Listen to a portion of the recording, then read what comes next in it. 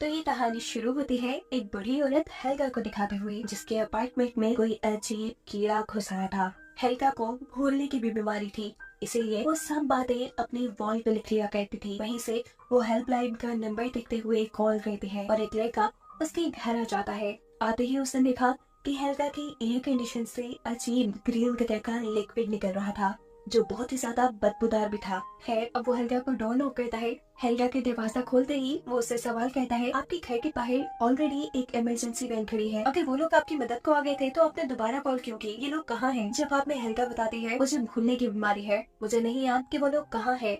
अभी लड़का घर के अंदर कीड़ा ढूंढने के लिए चला जाता है, जहाँ सीलिंग से उसे खौफनाक आवाजें आ रही थी, जिससे वो खुद भी डर चुका था। उसे अंदाजा लगाया जो कुछ भी यहाँ है वो बहुत बड़ा और खतरनाक है। वो जैसे ही आगे रूम की तरफ बढ़ता है तो उसे वहाँ खून दिखाई दे रहा था। यह खून वेंटिलेशन से आ रहा था, जहाँ देखने पे वो बुरी तरह शॉक हो गया, क्योंकि वहाँ उन्हीं दोनों लोगों की लाशें थी जो पहले हेल्गा की मदद करने के लिए यहाँ आए थे। टाइगर वो भी यहाँ से जाने लगा और जैसे ही पीछे मुड़ा तो उसके सामने था एक जाइंट, इन्हीं बहुत ही बड़ा स्पाइडर, जो उसके कुछ सोचने से पहले ही उसके ऊपर हमला कर देता है, जिसके बाद वो उसे भी घसीटते हुए वेंटिलेशन में ले जा चुका था। ये सब बाहर खड़ी हेल्गा देख चुकी थी। वो भी डर गई, इसीलिए दूसरे रूम में आ गई। अब क्योंकि उसे भूलने की बीमारी थी, इसीलिए यहाँ आते ही उसे सब भूल गया। बेफिक्र होकर उसने टीवी ऑन करके टीवी देखना शुरू कर दिया। पर दोबारा उसे स्पाइडर की आवाजें जब डराने लगी तो तीसरी मर्तबा उसने हेल्पलाइन को कॉल मिला दी, जिसके बाद सीन यहीं से कट हो गया। और अब हमें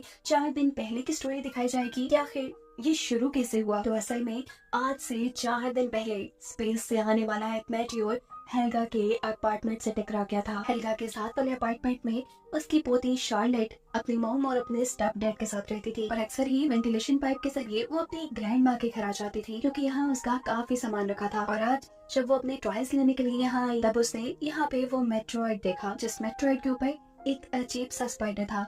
ये स्पाइडर शार्लेट को बहुत अच्छा लगा, इसीलिए उसने इस स्पाइडर को एक जार में बंद कर लिया और फिर अपने घर आ गई। शार्लेट के डैड एक कॉमिक राइटर थे। अक्सर ही शार्लेट उनकी कॉमिक स्टोरीज लिखने में उनकी मदद करती थी। आज भी जब वो अपनी कॉमिक के लिए स्केचेस बना रहे होते हैं तो शार्लेट उनके पास आ जाती है। वो यहाँ उनकी कॉमिक कैरेक्टर की आंखों में रटके लगाते हुए कहती है कि अगर आप अपने कॉमिक को एवल बनाए तो ये ज्यादा बिकेंगे। इनकी इन्हीं बातों के दौरान हमें पता चलता है कि शार्लेट के स्टेप डैड तो उससे बहुत प्यार करते हैं, लेकिन शार्लेट आज तक उन्हें अपने डैड की जगह नहीं दे पाई।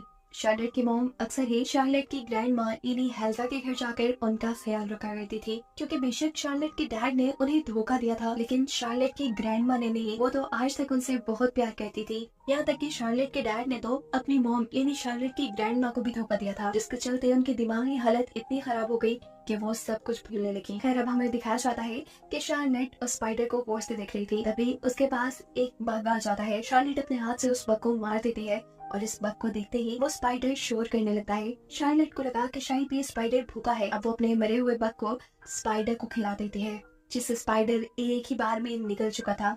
ये देखते हुए शार्लेट हैरान रह गई थी कि कैसे एक स्पाइडर इतने बड़े बग को एक ही बार में खा सकता है, और यही देखने के लिए वो यहाँ आने वाले एक और बग को भी मार के इस स्पाइडर को खिला देती है।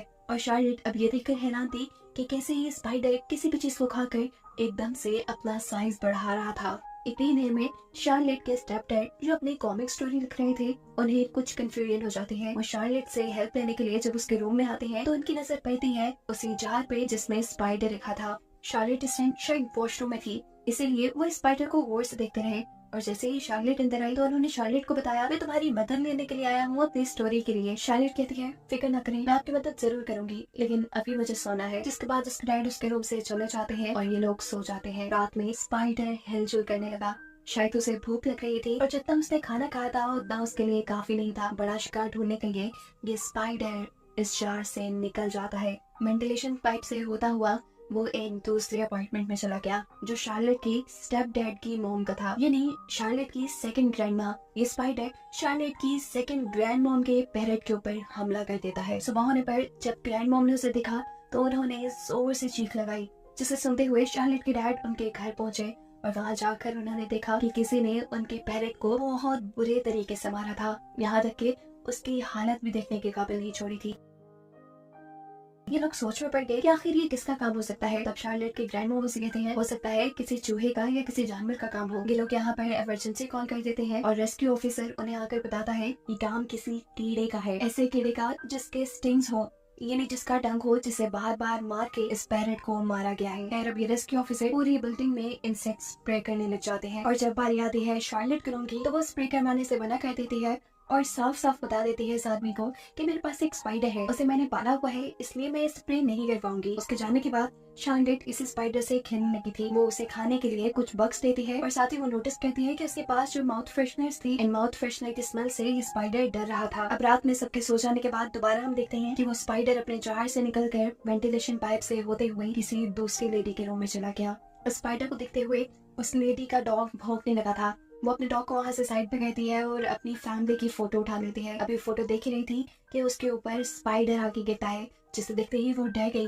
ये स्पाइडर अचानक उसके मुंह पे हमला कर चुका था, उसके मुंह से अब खून आ रहा था, जिसे मिरर में देखते हुए वो और भी ज्यादा डर गई। एकदम से स्पाइडर अब उसके मुंह में चला गया। मुंह में जाने के बाद उसने इस लड़की के सारे इंटरनल ऑर्गन्स काट खाए और ऐसे वो मर गई। सुबह होने पर हम देखते हैं कि शार्लेट अपने मॉम से अपने नेबर्स के घर जाने की परमिशन ले रही थी, क्योंकि इनके घर के पास एक ऐसा आदमी रहता था जो एनिमल्स पे रिसर्च करता था। शार्लेट उसे अपना स्पाइडर दिखाती है और कहती है कि मुझे इसके बारे में कुछ इन्फॉर्मेशन चाहिए। स्पाइडर को देखते हुए ये आदमी शार्लेट से कहता है, शार्लेट मुझे लगता है ये कोई स्पाइडर नहीं है, ये कोई और ही चीज है, क्योंकि स्पाइडर को इतना बड़ा होने में बहुत सारा टाइम लग जाता है और ये तो घंटों में अपना साइज बढ़ा रहा है। वो शार्लेट से कहता है कि मैं इस इंसेक्ट के ऊपर रिसर्च करना चाहता हूँ, क्या तुम मुझे ये दोगी? शार्लेट उसे अपना स्पाइडर दे गई और उस पर रिसर्च करने के बाद उसे पता चला कि ये एक इंतहाई खतरनाक किस्म का स्पाइडर था जो किसी इंसान तक को मार सकता था। शार्लेट अपने घर आ चुकी थी जहाँ पर उसके मॉम और डैड बातें कर रहे थे। अचानक उन्हें वेंटिलेशन में से किसी की आवाज आई। वो देखते हैं कि वहाँ पर उसी लेडी का डॉग है जो उनके घर के साथ रहती है। शार्लेट के डैड इस डॉग को उठाकर उस लेडी को घर पे वापस देने के लिए जाते हैं, लेकिन बहुत बार नॉक करने पे भी जब वो लेडी दरवाजा नहीं खोलती तो शार्लेट के डैड को इमरजेंसी की से वो डोर खोलना पड़ता है। वो डॉग को अंदर भेज देता है, लेकिन अंदर जाते ही डॉग जोर जोर से भौंकने लगा। वहाँ खून के निशान भी थे, जो देखकर शार्लेट के डैड भी डर गए। वो अंदर जाकर देखते हैं तो वहाँ उन्हें उस लेडी की लाश मिलती है, जिस देखते ही वो पुलिस को कॉल कर देते हैं। पुलिस बताती है कि इस औरत की मौत के पीछे किसी भी इंसान का हाथ नहीं है। और ये सुनकर सभी बिल्डिंग के लोग डर गए, क्योंकि पहले बिल्डिंग में जानवर मर रहे थे और अब इंसान भी मरने लगे थे। इन सारी मौत के पीछे कौन था कोई भी नहीं जानता था। अब शार्लेट करने पर शार्लेट के डैड को अपने घर बुलाता है और उन्हें बताता है कि शार्लेट के पास जो स्पाइडर है वो बहुत ही ज्यादा जहरीला है। प्लीज तुम शार्लेट को समझाओ कि स्पाइडर को कहीं दूर छोड़ाए या फिर मार दे। ये सुनकर शार्लेट के डैड भी हैरान हो गए। वो इस आदमी से पूछते हैं कि क्या ये स्पाइडर किसी इंसान को मार सकता है, और जवाब में जब ये आदमी हाँ बोलता है तो अब शार्लेट के डैड भी डर गए। वो घर जाके शार्लेट को डांटती हैं और कहते हैं क्या तुम नहीं जानती वो कितना खतरनाक है, वो इंसानों को भी मार सकता है, तुम इसे घर पे नहीं रख सकती। शार्लेट इस चीज का जवाब बहुत ही बदतमीजी से देती है और कहती है आप मेरी डैड नहीं, आप मुझे डांट नहीं सकते और कोई रिस्ट्रिक्शन भी नहीं लगा सकते मेरे पे। मैं जानती हूँ ये स्पाइडर अच्छा है और इसे मैं अपने पास रखूंगी, ये मेरा फैसला है। सीन कट होकर हमें रात का सीन दिखाया जाता है। शार्लेट ने जिस आदमी के घर उस स्पाइडर को रखवाया था, उस आदमी के सभी जानवरों को ये स्पाइडर खा चुका था, जिसके बाद अब वो वेंटिलेशन में आ चुका था। शार्लेट अपनी मरी हुई नेबर के डॉग को अपने घर पे ले आई थी। ये डॉग अब वेंटिलेशन को देखकर जोर जोर से भौंकना शुरू कर देता है, जैसे उसे पता हो कि इस वेंटिलेशन में कोई खतरा है। सीन कट होकर हमें शार्लेट की सेकंड ग्रैंड मॉम का घर दिखाया जाता है, जहाँ उन्हें अपनी बिल्ली नहीं मिल रही। वो उसे बहुत ढूंढती हैं और अचानक उन्हें अपनी बिल्ली की आवाज वेंटिलेशन में से आती है। वो वेंटिलेशन में जब उसे लेने के लिए गई तो यहाँ मौजूद बग अचानक ही उनके ऊपर हमला कर देता है। वो उन्हें बुरी तरह जख्मी कर चुका था कि अब वो लेडी किसी को मदद के लिए आवाज भी नहीं दे पा रही थी। ये समझ लें कि वो अपनी आखिरी सांसें गिनने लगी। यहाँ शार्लेट के घर पे शार्लेट के मॉम डैड दोनों ही लड़ रहे थे। शार्लेट को ये चीजें बिल्कुल पसंद नहीं थी, इसलिए वो अपने भाई को वहाँ से उठाती है और अपने रूम में ले जाती है। साथ ही साथ उसने अपने कानों पे हेडफोन भी लगा लिए ताकि वो अपने मॉम डैड की लड़ाई न सुन सके।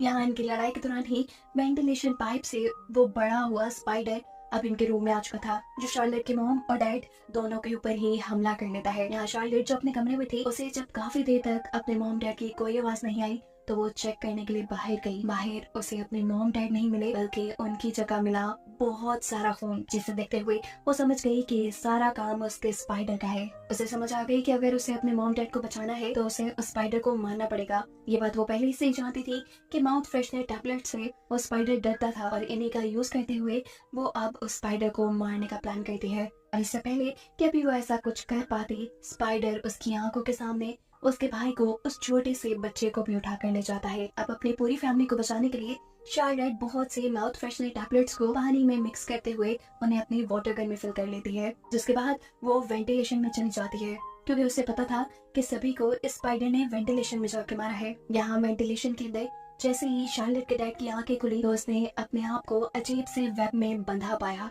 उसके सामने उसकी मॉम भी थी, उसका बेटा और वाइफ भी, ये सब के सब वेब में बंधे थे जो वेब इनके गेट स्पाइडर ने बनाया था। शार्लेट के डैड अपने मॉम को बचाने की कोशिश करते हैं, लेकिन तभी उनका वेब टूट जाता है और वो लेडी नीचे गिर जाती हैं। यहाँ वेंटिलेशन से होते हुए शार्लेट हेल्गा के घर आ गई, जहाँ उसे अपनी सेकंड ग्रैंड मॉम की गिरी हुई लाश मिली, लेकिन अभी तक उसे अपने मॉम डैड नहीं मिले। वो यहाँ हेल्गा से इन सारी चीजों के बारे में पूछती है, लेकिन हेल्गा को कुछ याद नहीं था। वो हेल्गा के कपड़े सूंघती है तो उसमें से माउथ फ्रेशनर की खुशबू आ रही थी। वो समझ गई कि शायद इसी वजह से स्पाइडर ने अभी तक उन्हें नहीं मारा। यहाँ शार्लेट हेल्गा से कहती है, आप यही रहिएगा और प्लीज मदद के लिए हेल्पलाइन पे कॉल करें। अभी वो यही कहती है कि अचानक उसे अपने स्टेप डैड की आवाज आई। वो भी एलिवेटर की तरफ से जल्दी से वो एलिवेटर की तरफ गई तो उसने वहाँ पर अपने डैड को वेब्स में बंधा पाया। शार्लेट के हाथ में माउथ फ्रेशनर वाला पानी था, जिसे वो जल्दी से अपने डैड के ऊपर डाल देती है और उसके सभी वेब्स टूट जाते हैं। शार्लेट बताती है कि ये माउथ फ्रेशनर का पानी है, इससे स्पाइडर को मारा जा सकता है और उसके वेब को तोड़ा जा सकता है। ये दोनों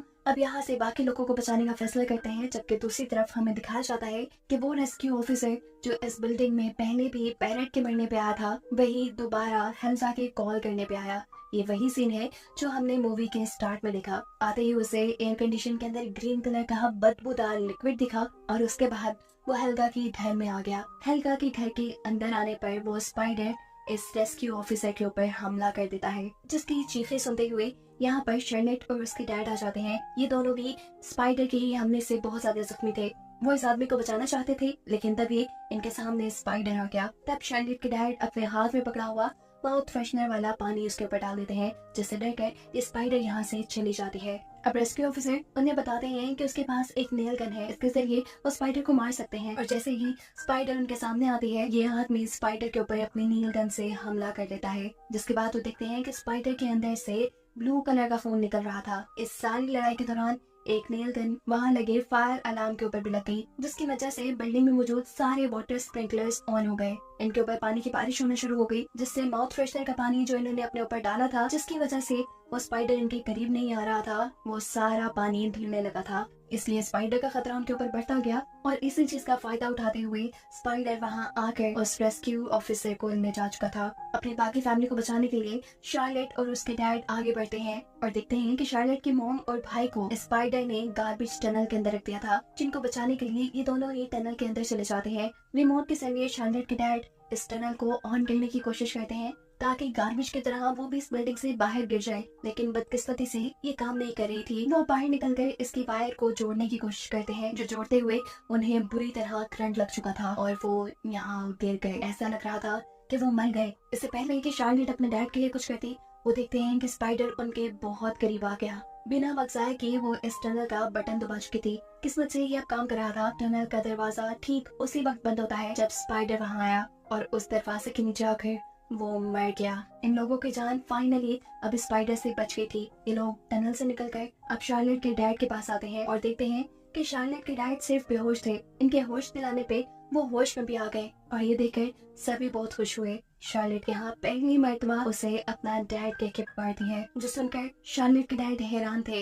ये सब इमोशनल हो जाते हैं और एक दूसरे से गले लग जाते हैं। इन्हें लग रहा था कि अब सारी प्रॉब्लम्स खत्म हो गई, अब इनके आगे की लाइफ ठीक गुजरेगी, लेकिन ये लोग गलत थे। मूवी के आखिरी सीन में हमें वेंटिलेशन के अंदर बहुत से स्पाइडर के एग्स दिखाए जाते हैं, जिसका मतलब है कि खतरा पूरी तरह अभी टला नहीं। आगे क्या होने वाला था ये कोई नहीं जानता था। इसी खतरनाक और मिस्टीरियस एंडिंग के साथ ये कहानी यही खत्म